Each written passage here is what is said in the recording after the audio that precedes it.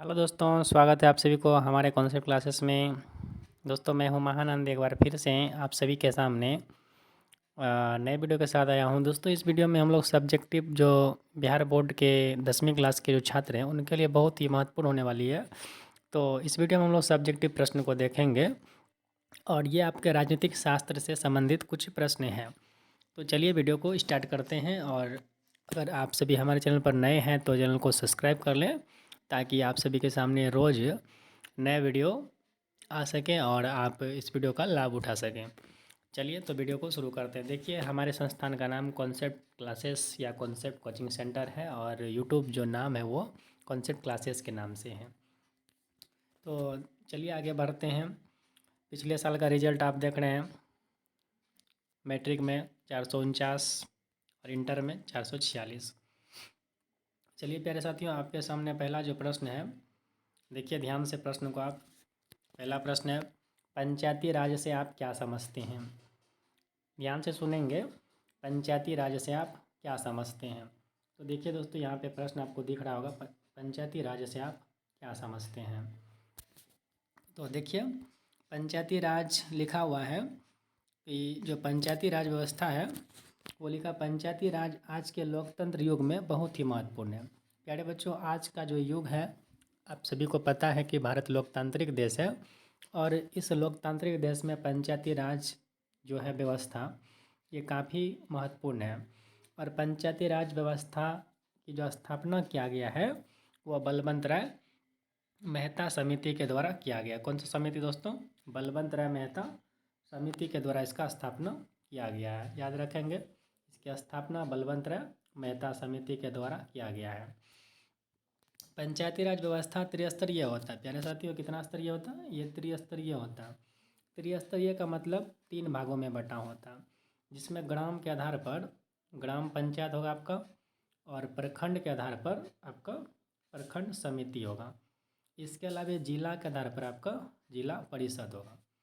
तो आप सभी को याद रखना है कि पंचायती राज व्यवस्था आज के लोकतांत्रिक युग में बहुत ही महत्वपूर्ण है और पंचायती राज व्यवस्था की जो स्थापना हुआ बलवंत राय मेहता समिति के द्वारा किया गया है। और जिसमें कि ग्राम पंचायत, इसको 3 भागों में बांटा गया, त्रिस्तरीय है। ग्राम के आधार पर ग्राम पंचायत होगा, इसके अलावा जो है प्रखंड के आधार पर प्रखंड समिति होगा, जिला के आधार पर जिला परिषद होगा। तो चलिए आगे बढ़ते हैं अगला प्रश्न में। आगे देखिए प्रश्न आपके सामने है।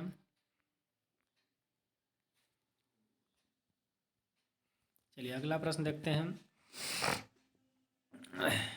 अगला प्रश्न आप लोग देख रहे हैं, ग्राम रक्षा दल से आप क्या समझते हैं? क्या प्रश्न है साथियों? ग्राम रक्षा दल से आप क्या समझते हैं? तो देखिए ग्राम रक्षा दल ग्राम पंचायत का प्रमुख अंग है। आप सभी को याद रखना होगा कि ग्राम जो रक्षा दल है वो किसका प्रमुख अंग है? ग्राम पंचायत का प्रमुख अंग है। ग्राम रक्षा दल का मुख्य काम ग्राम में शांति रक्षा की स्थापना करना होता है। तो प्यारे साथियों, ग्राम पंचायत जो है इसका प्रमुख अंग यानी कि ग्राम रक्षा दल है और ग्राम रक्षा दल का मुख्य काम है गांव में शांति और रक्षा की स्थापना करना।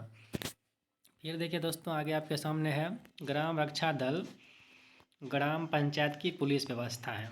यानी कि ग्राम पंचायत जो है इसकी पुलिस व्यवस्था को ही क्या कहा जाता है? इसकी पुलिस व्यवस्था को ही हम लोग ग्राम रक्षा दल कहते हैं। गांव की एक पुलिस व्यवस्था है और इसी पुलिस व्यवस्था को हम लोग ग्राम रक्षा दल के नाम से जानते हैं। और प्यारे साथियों, ग्राम रक्षा दल में जो भी शामिल है हो सकते हैं वो 18 वर्ष से लेकर के 30 वर्ष के युवक और युवती शामिल, यहाँ पे आयु लिखा गया है, तो 30 वर्ष के युवक और युवती शामिल हो सकते हैं। ग्राम रक्षा दल का एक नेता होता है और उस नेता को हम लोग दलपति के नाम से जानते हैं। तो ग्राम रक्षा दल में क्या होता है? नेता होता है, उसे दलपति कहा जाता है। और दलपति पर, यहाँ पढ़ी लिखा के दलपति पर होगा, दलपति पर पूरे गांव की शांति और उत्तरदायित्व होता है। तो एक बार देखेंगे, प्रश्न है ग्राम रक्षा दल से आप क्या समझते हैं? तो ग्राम रक्षा दल ग्राम पंचायत का प्रमुख अंग है और ग्राम रक्षा दल का मुख्य काम ग्राम में शांति और रक्षा की स्थापना करना होता है। और ग्राम रक्षा दल ग्राम पंचायत की एक पुलिस व्यवस्था है।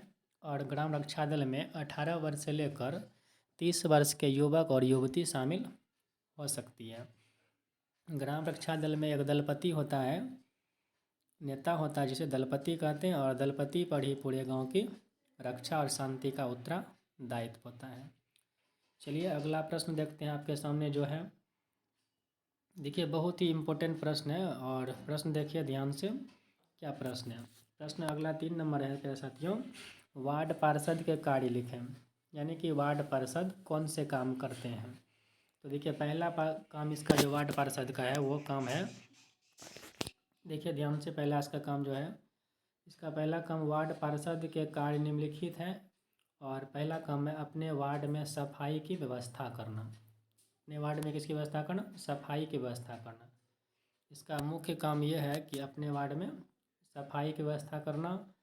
वार्ड में सड़क हो गया, नाली हो गया, गली बनवाना। सड़क भी बनवाना इसका काम है, नाली बनवाना इसका काम है, गली बनवाना इसका काम है। तो पहला काम तो है कि अपने वार्ड की सफाई करना, वार्ड में सड़क बनाना, नाली बनाना, गली बनाना। दूसरा जलापूर्ति करना, रोशनी की व्यवस्था करना। यह सभी काम जो है वो वार्ड पार्षद का है। चलिए आगे देखते हैं और प्रश्न क्या है। देखिए प्यारे साथियों अगला प्रश्न आपके सामने है, ग्राम पंचायत के 2 कार्य लिखें। तो ग्राम पंचायत आखिर कौन कौन से कार्य कर सकते हैं? तो देखिए आपका आंसर है ग्राम पंचायत के कार्य निम्नलिखित हैं। जैसे पहला काम देखिए इसका, वार्षिक योजना और वार्षिक बजट तैयार करना। वार्षिक योजना और वार्षिक बजट तैयार करना। और दूसरा काम है प्राकृतिक आपदा के समय में सहायता करने का कार्य। अगर कहीं भूकंप आ जाए, सुनामी आ जाए, प्राकृतिक आपदा कुछ भी हो, तो उसमें ग्राम पंचायत जनता की मदद करने का कार्य करती है।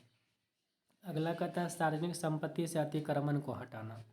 जैसे कोई सड़क है या कोई भवन है, वहाँ सार्वजनिक संपत्ति उसको सड़क को कहते हैं, और उन सभी क्षेत्रों पर अगर कोई अतिक्रमण कर रहा है तो उनको अतिक्रमण को हटाना ग्राम पंचायत के ही कार्य होते हैं।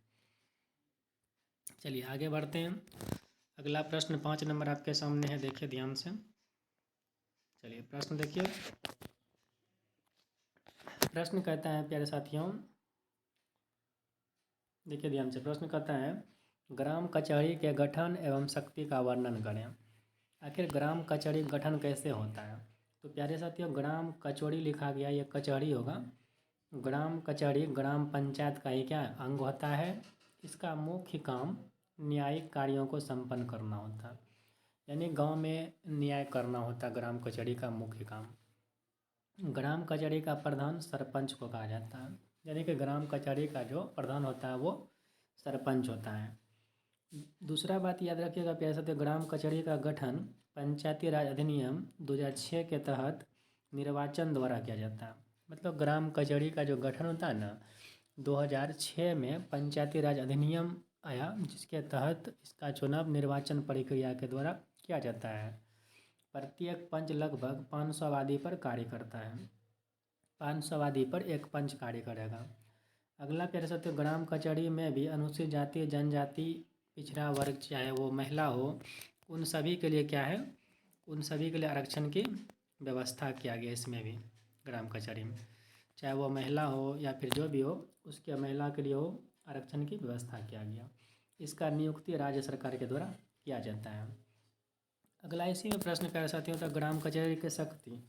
तो ग्राम कचहरी को कई प्रकार की शक्ति प्रदान, जैसे ग्राम कचहरी की शक्ति है दीवानी और फौजदारी मुकदमे की सुनवाई कर सकती है।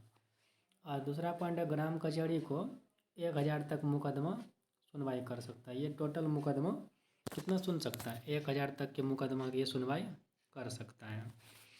और दूसरा जो इसका पॉइंट है, ये ग्राम कचहरी अपराधी को, यानी जो अपराधी होगा, अपराधी से 1000 से अधिक जुर्माना नहीं ले सकता, यानी कि 1000 ले सकता है।